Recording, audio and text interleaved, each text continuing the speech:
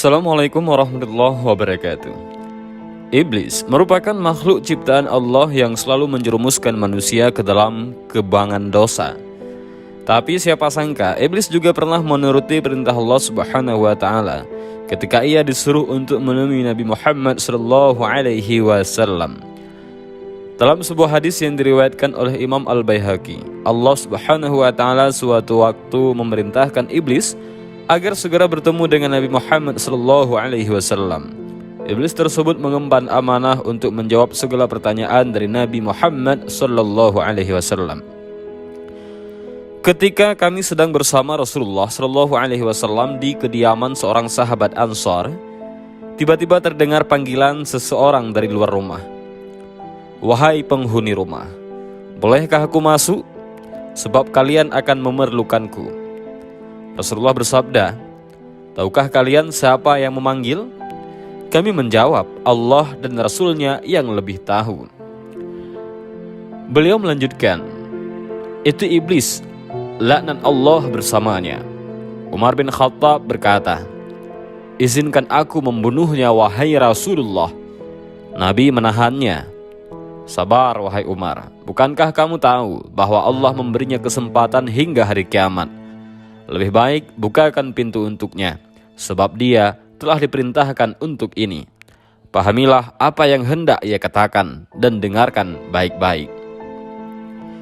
Ibnu Abbas radhiyallahu an berkata, pintu lalu dibuka. Ternyata dia seperti seorang tua yang cacat satu matanya. Di janggutnya terdapat 7 helai rambut, seperti rambut kuda. Taringnya terlihat seperti taring babi. Bibirnya seperti bibir sapi.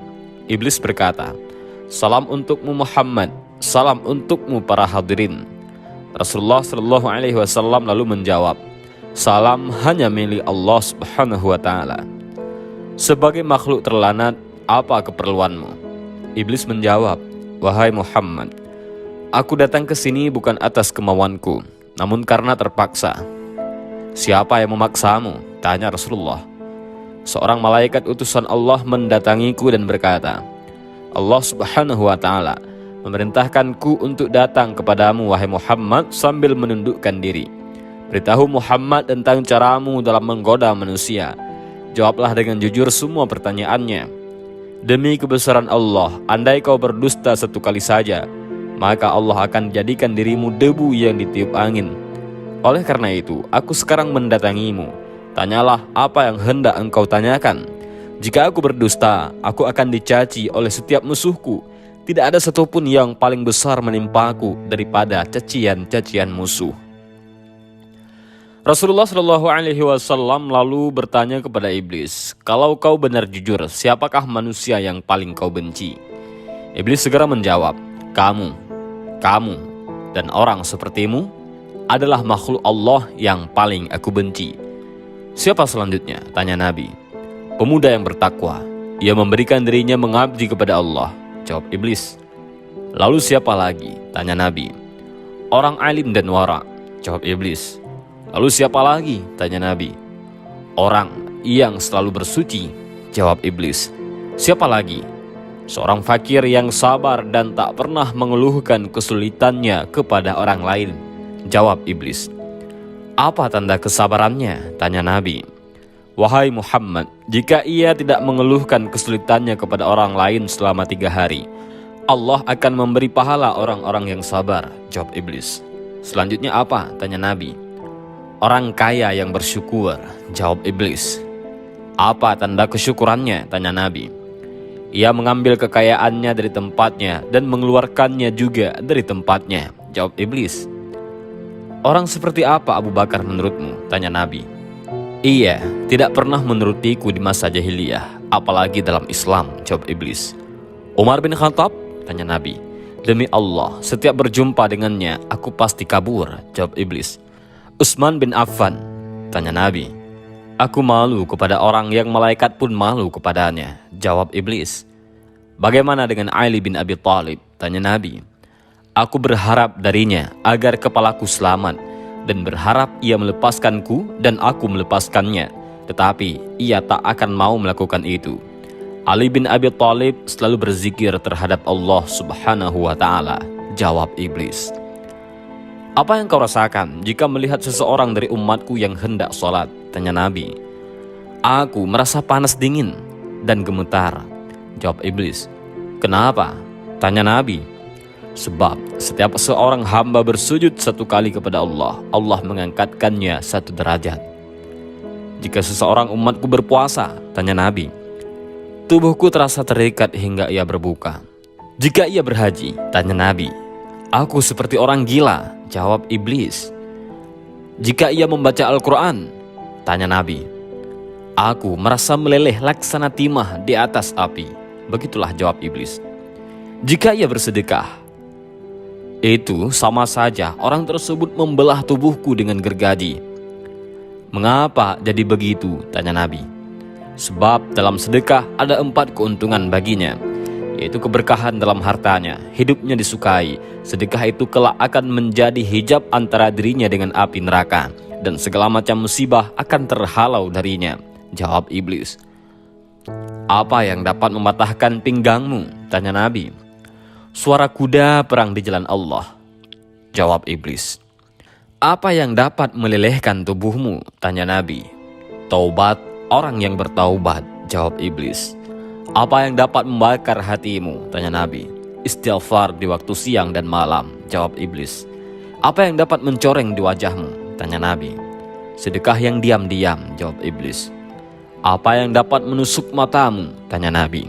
Salat fajar di waktu subuh, jawab iblis. Apa yang dapat memukul kepalamu? Tanya Nabi. Salat berjamaah, jawab iblis. Apa yang paling mengganggumu? Tanya Nabi. Majelis para ulama. Bagaimana cara makanmu? Tanya Nabi. Dengan tangan kiri dan jariku, jawab iblis. Di manakah kau menaungi anak-anakmu di musim panas? Tanya Nabi. Di bawah kuku-kuku manusia yang menjadi teman iblis. Nabi lalu bertanya, siapa temanmu wahai iblis? Pemakan riba, jawab iblis. Siapa sahabatmu? Tanya Nabi. Pezina, jawab iblis. Siapa teman tidurmu? Tanya Nabi. Pemabuk, jawab iblis. Siapa tetamumu? Tanya Nabi. Pencuri, jawab iblis. Siapa utusanmu? Tanya Nabi. Tukang sihir, jawab iblis. Apa yang membuatmu gembira? Tanya Nabi. Bersumpah dengan cerai, jawab iblis. Siapa kekasihmu? Orang yang meninggalkan salat Jumat, jawab iblis. Siapa manusia yang paling membahagiakanmu? Orang yang meninggalkan salatnya dengan sengaja, jawab iblis. Iblis tidak berdaya di hadapan orang yang ikhlas. Rasulullah SAW bersabda, segala puji bagi Allah yang telah membahagiakan umatku dan menyengsarakanmu. Iblis segera menimpali, tidak, tak akan ada kebahagiaan selama aku hidup hingga hari akhir. Bagaimana kau boleh berbahagia dengan umatmu, sementara aku boleh masuk ke dalam aliran darah mereka, dan mereka tak boleh melihatku. Demi yang menciptakan diriku dan memberikanku kesempatan hingga hari akhir, aku akan menyesatkan mereka semua, baik yang bodoh atau yang pintar, yang boleh membaca dan tidak boleh membaca, yang durjana dan yang soleh, kecuali hamba Allah yang ikhlas. Siapa orang yang ikhlas menurutmu? Tanya Nabi. Tidakkah kau tahu wahai Muhammad bahwa barang siapa yang menyukai emas dan perak, ia bukan orang yang ikhlas. Jika kau lihat seseorang yang tidak menyukai dinar dan dirham, tidak suka pujian dan sanjungan, aku boleh pastikan bahwa ia adalah orang yang ikhlas. Maka aku meninggalkannya. Selama seorang hamba masih menyukai harta dan sanjungan, dan hatinya selalu terikat dengan kesenangan dunia, ia sangat patuh kepada aku, jawab iblis. Tahukah kamu Muhammad bahwa aku mempunyai 70.000 anak. Di setiap anak memiliki 70.000 syaitan. Sebahagian ada yang aku tugaskan untuk mengganggu ulama, sebahagian untuk mengganggu anak-anak muda, sebahagian untuk mengganggu orang-orang tua, sebahagian untuk mengganggu wanita-wanita tua. Sebahagian anak-anakku juga aku tugaskan kepada para zahid. Aku punya anak yang suka mengincingi telinga manusia sehingga ia tidur pada sholat berjamaah. Tanpanya manusia tidak akan mengantuk pada waktu sholat berjamaah. Aku punya anak yang suka menaburkan sesuatu di mata orang yang sedang mendengarkan ceramah ulama hingga mereka tertidur dan pahalanya terhapus. Aku punya anak yang senang berada di lidah manusia. Jika seseorang melakukan kebajikan, lalu ia kabarkan kepada manusia, maka 99% pahalanya akan terhapus. Pada setiap seorang wanita yang berjalan, anakku dan syaitan duduk di pinggul dan pahanya, lalu menghiasinya agar setiap orang memandanginya. Syaitan juga berkata, keluarkan tanganmu. Lalu ia mengeluarkan tangannya, lalu syaitan pun menghiasi kukunya. Mereka anak-anakku selalu menyusup dan berubah dari suatu tempat ke tempat lainnya, dari satu pintu ke pintu lainnya, untuk menggoda manusia, hingga mereka terhempas dari keikhlasan mereka. Akhirnya, mereka menyembah Allah tanpa ikhlas, namun mereka tak merasa. Tahukah kamu Muhammad bahwa ada rahib yang telah beribadah kepada Allah selama 70 tahun. Setiap orang sakit didoakan olehnya sembuh seketika. Aku terus menggodanya hingga ia berzina, membunuh dan kufur. Tahukah kamu Muhammad, dusta berasal dari diriku. Akulah makhluk pertama yang berdusta. Pendusta adalah sahabatku. Barang siapa bersumpah dengan berdusta, ia kekasihku.